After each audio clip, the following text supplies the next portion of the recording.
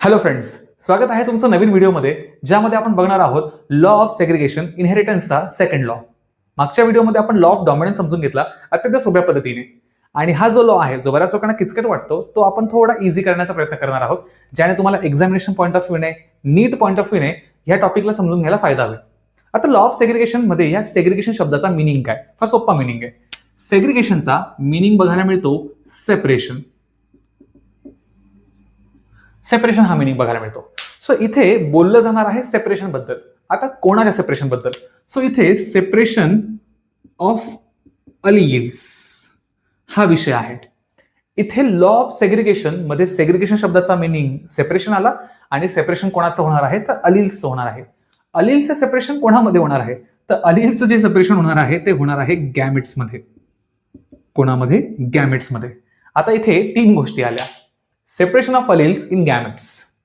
इथे हा लॉ आपल्याला गॅमेट्सच्या फॉर्मेशन बद्दल समजून सांगतो. म्हणजे जेव्हा गॅमेट्स बनत असतात, एखादा हायब्रिड जेव्हा गॅमेट्स बनवायला जातो, तेव्हा त्या गॅमेट्समध्ये अलिल्स कसे सेपरेट होतात त्याला समजावून सांगतो हा लॉ. आता जेव्हा हे अलिल्स गॅमेट्समध्ये वेगळ्या वेगळ्या प्रकारे सेपरेट होऊन जातात, तेव्हा एक फार महत्वाची गोष्ट घडते. ती म्हणजेच काय? हायब्रिडमध्ये दोघंही अलिल्स सोबत राहणार होते. एक छोटंसं उदाहरण घेऊ म्हणजे पटकन कळेल. समजा असा विचार करा की एक मेल प्लांट आहे, गार्डन पी प्लांट, ज्याची हाईट टॉल आहे, उंच आहे. एक दुसरं फिमेल प्लांट आहे ज्याची हाईट ड्वार्फ आहे. आता मेलमध्ये कॅपिटल टी अलील बघायला मिळतोय, फिमेलमध्ये स्मॉल टी अलील बघायला मिळतोय थेरोटिकल पॉईंट ऑफ व्ह्यूने. आणि ह्या दोघंही मेल आणि फिमेल पॅरेंट्सचा क्रॉस केला तर एक हायब्रिड जन्माला येईल. मग मेल कडनं आला कॅपिटल टी, फिमेल कडनं आला स्मॉल टी. मग दोन अलील वेगळे वेगळे आले ना हायब्रिडमध्ये. जो F1 हायब्रिड आला त्याच्यामध्ये कॅपिटल टी स्मॉल टी दोन अलील आले. आता कॅपिटल टी स्मॉल टी हे दोघंही अलील आले, त्याचा फिनोटाईप, त्याचं फिजिकल कॅरेक्टर आपल्याला टॉल हाईट बघायला मिळेल, कारण की टॉल तर डॉमिनंट कॅरेक्टर आहे. तो रेसेसिव्हला म्हणजे ड्वार्फला सप्रेस करणार. सो कॅपिटल टीने स्मॉल टीला सप्रेस केलं आणि हाईट टॉल बघायला मिळाली. पण हायब्रिडमध्ये दोन अलील बघायला मिळत आहेत. दोघंही अलील वेगळे वेगळे कॅरेक्टर्स स्वतः गेन करून बसलेत. मग हे दोघंही अलील राहतात सोबत हायब्रिडमध्ये, पण जेव्हा हा हायब्रिड पुढच्या क्रॉससाठी, पुढच्या एखाद्या जनरेशनला प्रोड्यूस करण्यासाठी गॅमेट जेव्हा बनवेल, हा कॅपिटल टी स्मॉल टी असलेला हायब्रिड, तेव्हा हे दोघंही अलील गॅमेट्समध्ये सेपरेट होऊन जातील. ह्या विषयाबद्दल आपल्याला हा लॉ समजून सांगत असतो. आता हा लॉ एक्झॅक्टली कशा रीतीने हे कंटेंट समजून सांगतोय ते आपण त्याच्या स्टेटमेंट म्हणून समजून घेण्याचा प्रयत्न करू. मी एक बेसिक्सचा मिनिंग समजून सांगण्याचा प्रयत्न केला. सो कोणताही लॉ म्हटला का लॉचं स्टेटमेंट आलं. आता ह्या लॉचं स्टेटमेंट काय? सो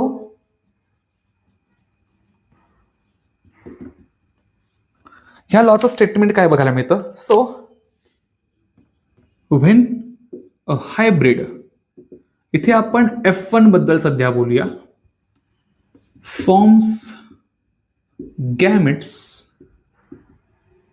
ओके, जेव्हा एक हायब्रिड गॅमेट्स फॉर्म करतो, दी अलिल्स,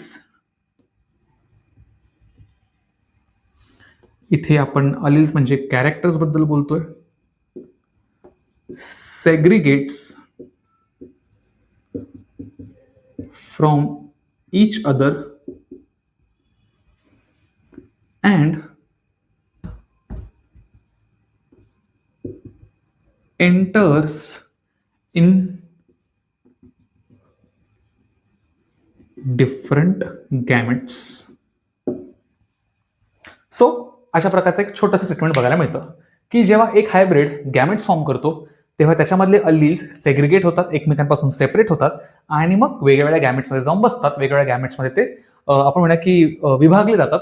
असं आपल्याला याचा मिनिंग बघायला मिळतोय. सो इथे हायब्रिड गॅमेट बनवणार आहे, आणि त्याच्यामधले जे कॅरेक्टर्स म्हणजेच त्याच्यामधले जे अलिल्स आहेत ते काय होणार आहेत?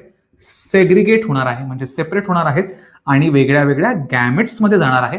असं हा लॉचं स्टेटमेंट आपल्याला बघायला मिळतं. आता ह्या स्टेटमेंटला समजून घेण्यासाठी मी अजून काही दोन स्टेटमेंट याच्या खाली लिहून देतो. त्यामध्ये म्हणजेच काय की हायब्रिड फॉर्म कोणाचा झालाय? हायब्रिड फॉर्म झाला आहे दोन पॅरेंट्स पासून, दोन प्युअर पॅरेंट्स पासून, आणि दोन्ही प्युअर पॅरेंट्स हायब्रिडला बनवण्यासाठी इक्वल अलिल्सचं कॉन्ट्रीब्युशन देत आहेत. सो इथे आपण स्टेटमेंटच हायब्रिड पासून चालू करतोय, म्हणजे F1 जनरेशन पासून चालू करतोय. पण F1 जनरेशनच्या आधीचं काय बाबा? पॅरेंट जनरेशन असेल ना, मग त्याच्याबद्दलचे काही स्टेटमेंट मी इथे मेन्शन करतो की टू प्युअर पॅरेंट्स, प्युअर म्हणजेच काय, होमोझायगस पॅरेंट्स, कॉन्ट्रीब्युट्स इक्वल कॅरेक्टर्स म्हणजेच अलिल्स इन हायब्रिड. सो इथे मी असं म्हणतो की दोन pure parents equal characters equal alleles contribute करता आहे कोणाला, हायब्रिडला. सो हायब्रिड म्हणजे वेगळं काही नाही, इथे हायब्रिड म्हणजे आपला जो F1 हायब्रिड आहे त्याबद्दलच मी इथे बोलतोय. सो हे झालं प्युअरचा अर्थ काय, होमोझायगस, दोन होमोझायगस पॅरेंट्स इक्वल कॅरेक्टर्सला अलिल्सला कॉन्ट्रीब्यूट करताय कोणामध्ये, हायब्रिडमध्ये. आणि अजून एक महत्वाचं स्टेटमेंट त्याच्यामध्ये, हायब्रिडला इक्वल कॅरेक्टर्स तर मिळाले, जसं मी उदाहरणार्थ बोललो होतो की एक टॉल हायटेड प्लांट, एक ड्वार्फ हायटेड प्लांट, दोघांचा क्रॉस केला, एक F1 हायब्रिड आला. आता हायब्रिडमध्ये टॉलचाही अलील आला आणि ड्वार्फचाही अलील आला आहे, कॅपिटल टी ही आला आहे, स्मॉल टी ही आला आहे. मग ह्या हायब्रिडमध्ये कॅपिटल टी स्मॉल टी दोघंही सोबतच राहत आहेत. प्रोड्यूस झाला टॉल कॅरेक्टर, प्रोड्यूस झालं कॅपिटल टी, म्हणजे एक्सप्रेस जे कॅरेक्टर झालं ते कॅपिटल टी झालं हायब्रिडमध्ये. पण अलील तर दोघंही सोबत राहिले ना, मग हे दोघंही अलील मिक्स नाही झाले, दोघंही अलील ब्लेंड नाही झालं, जे मेंडलला एक्सपेक्टेड होतं. म्हणजे मेंडलला अपेक्षित हे होतं की टॉल हाईट आणि ड्वार्फ हाईट या दोघांचाही क्रॉस जर केला आपण त्या प्लांट्सचा, तर येणाऱ्या हायब्रिडमध्ये मला सेमी टॉल किंवा सेमी ड्वार्फ हाईट मिळायला हवी होती, पण मला मिळाली टॉलच हाईट. आणि मग तिथून पुढे हा सगळा रिसर्च जो आहे तो सुरू झाला. मग त्यालाच एक्सपेक्टेशन होतं की दोघंही कॅरेक्टर ब्लेंड होतील, मिक्स होतील. ते झाले का? नाही झाले. दोघंही अलील एका हायब्रिडमध्ये सोबत राहतात, दोन वेगळे वेगळे अलील सोबत राहत आहेत, पण ते मिक्स होत नाहीये, ब्लेंड होत नाहीये. टॉल आणि ड्वार्फ ह्या दोघांचे अलील सोबत येऊन एक मध्यम हाईटचं प्लांट नाही येते. हे महत्वाचं जे काय म्हणजे की फाइंडिंग्स जे आहे ते मेंडलला मिळालं आणि तेच ह्या लॉ मधून तो समजावून सांगण्याचा प्रयत्न करतो आपल्याला. सो जे जोडीला स्टेटमेंट मी खाली लिहितोय ते काय आहे, both the alleles, that is characters, stays together in a hybrid. दोघही कॅरेक्टर्स जे आहे, दोघही अलील्स जे आहे ते हायब्रिडमध्ये सोबत राहत आहेत विदाऊट, इथे मी हे स्टेटमेंट महत्वाचं करतो, विदाऊट ब्लेंडिंग और मिक्सिंग. सो इथे महत्वाचा विषय काय आला की आम्हाला जे दोघही अलील्स बघायला मिळत आहे हे अलील्स हायब्रिडमध्ये सोबत राहत आहेत, पण तेही ब्लेंड आणि मिक्स न होता, हे महत्वाचं आहे. ते एकत्र नाही होते, एकत्र मिळून काही कॅरेक्टर्स नाही बनवत आहे.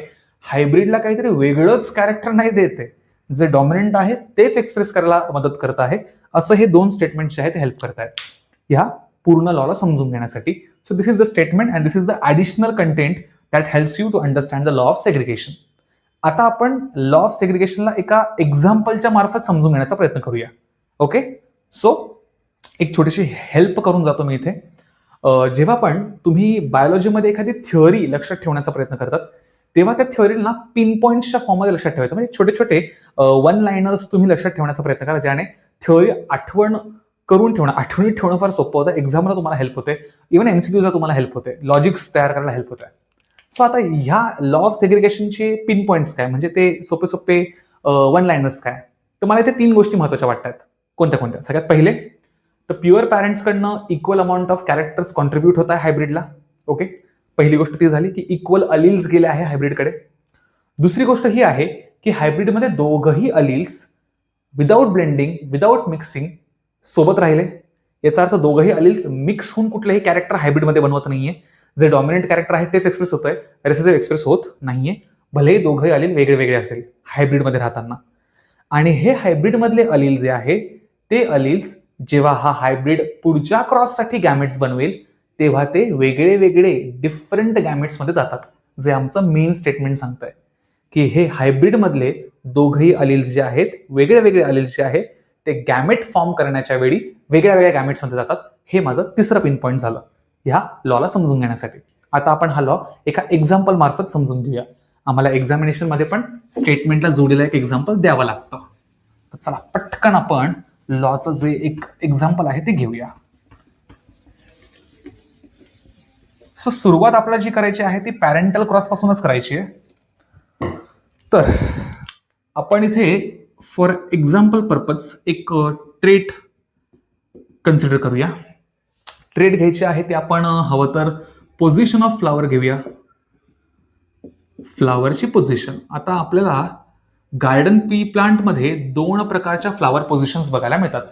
एक फ्लावर पोझिशन बघायला मिळते आपला ऍक्शियल, म्हणजेच मेन ब्रांच आणि एखादी सब ब्रांच जी आहे त्यांच्यामध्ये येणारा जो ऍक्सिसला येणारा जो बड आहे तिथून जर फ्लावर जन्माला आला तर त्याला ऍक्शियल फ्लावर पोझिशन म्हणतात. आणि जर समजा झाडाच्या एकदम टोकाला टर्मिनल अपेक्सला एखादा जर फ्लावर आला तर त्याला अपायकल किंवा टर्मिनल फ्लावर असं आपण म्हणतो.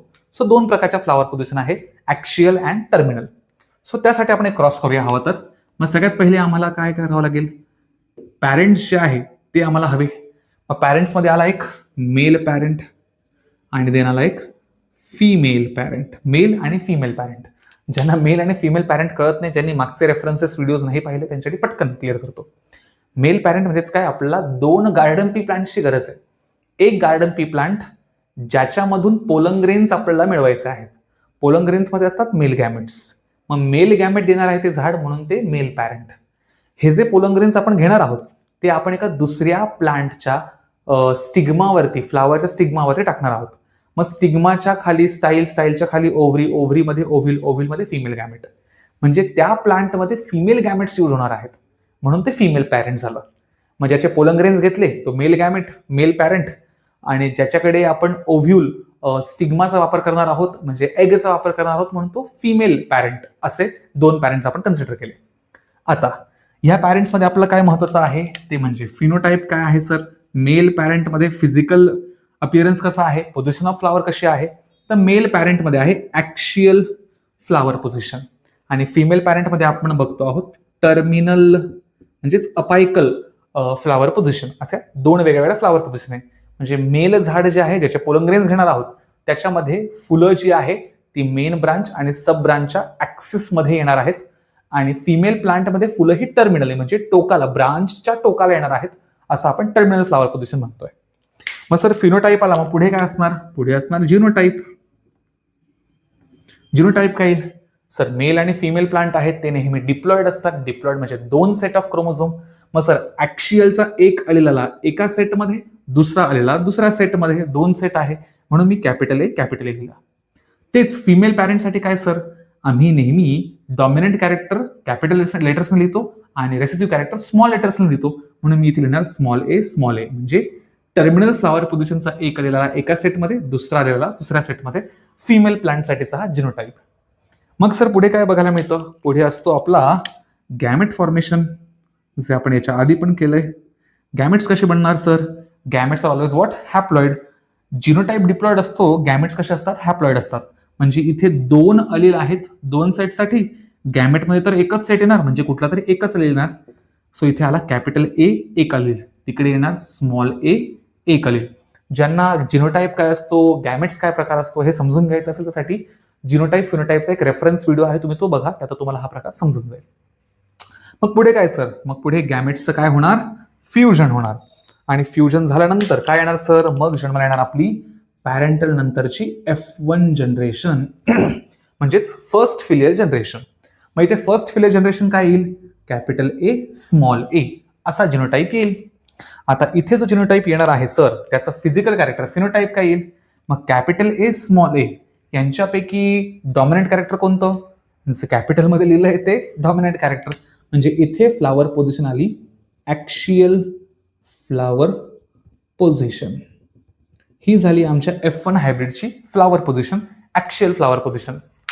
इथपर्यंत आपल्या लॉ मधले जे दोन महत्वाचे स्टेटमेंट आहे किंवा दोन महत्वाचे सेंटेन्सेस जे आहे ते इथे समजून जातात.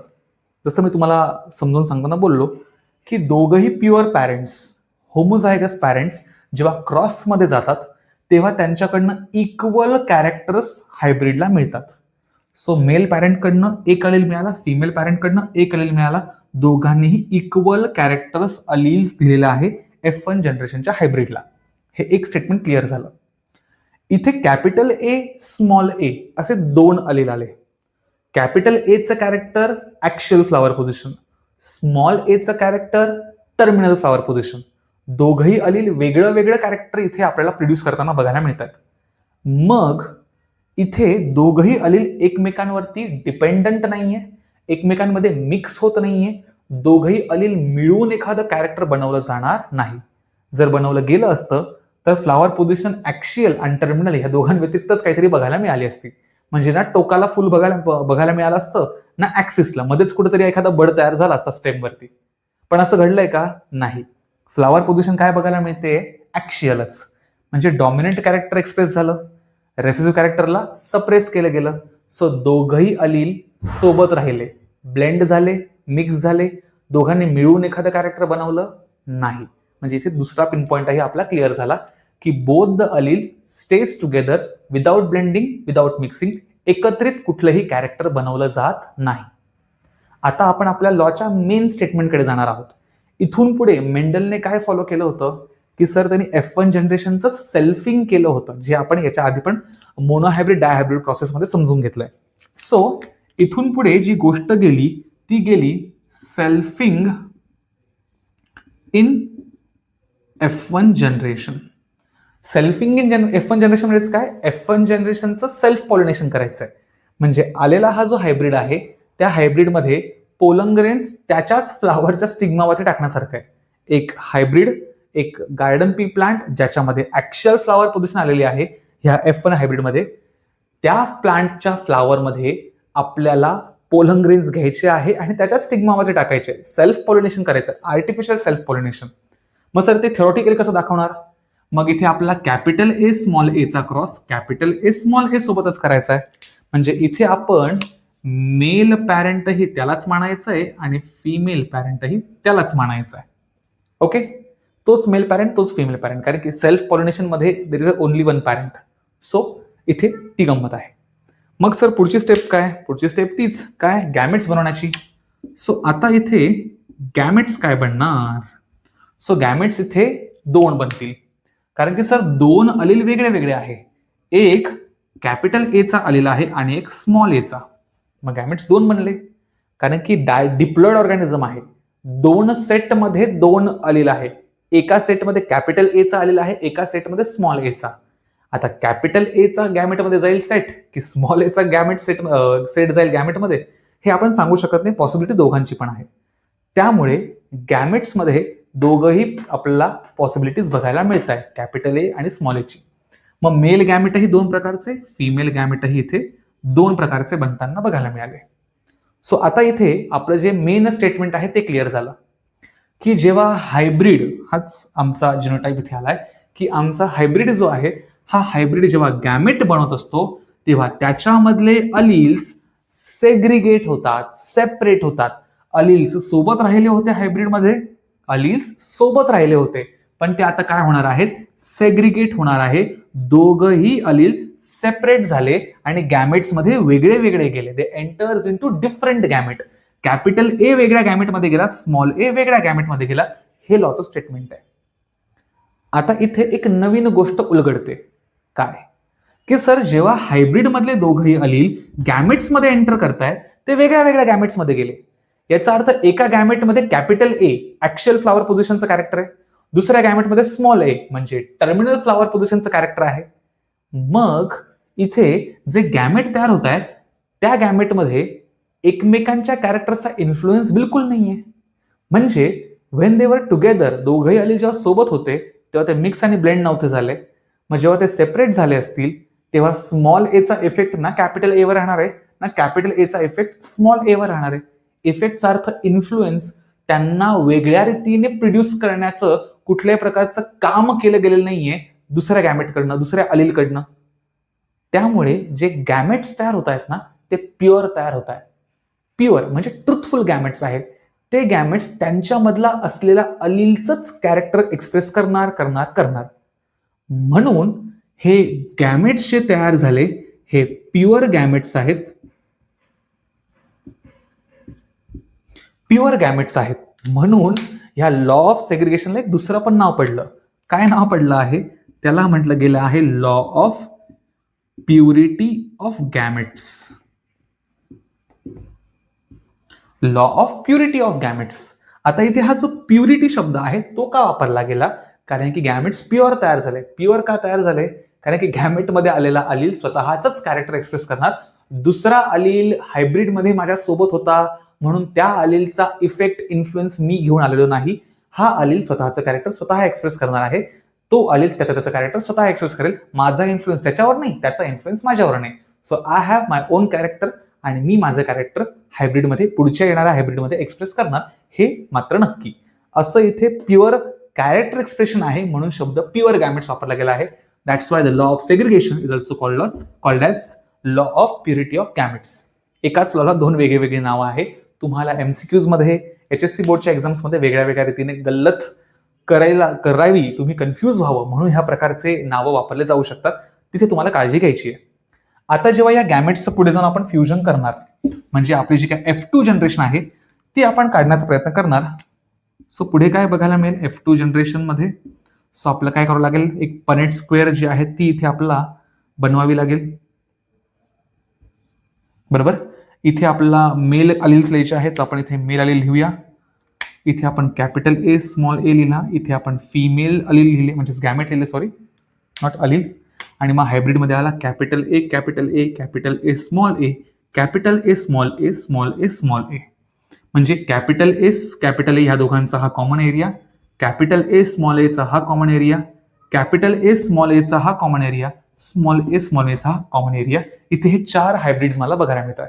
अगेन तेच घडलं की दोघही पॅरेंट्स, आता भले पॅरेंट एकच होता पण दोघही पॅरेंटकडनं कॉमन अलील एका हायब्रिडमध्ये गेलेले आहे. दोन वेगळे अलील एका हायब्रिडमध्ये जाण्याचा प्रयत्न करतायत. अगेन मग आपला हा लॉ इथून पुढे कंटिन्यू पण होतो. पुढच्या जनरेशनसाठी पण आपण हा लॉ अप्लाय जो आहे तो करू शकतो. सो हे झालं लॉचं explanation by means of an example. तुम्हाला हे एक्झाम्पल HSC बोर्डच्या एक्झाममध्ये जर प्रश्न विचारला गेला तर देणं अपेक्षित आहे, गरजेचं आहे. आय होप तुम्हाला हा लॉ ऑफ सेग्रिगेशन जो आहे तो इझिली कळला असेल. अत्यंत सोपा करण्याचा प्रयत्न मी इथे केलेला आहे.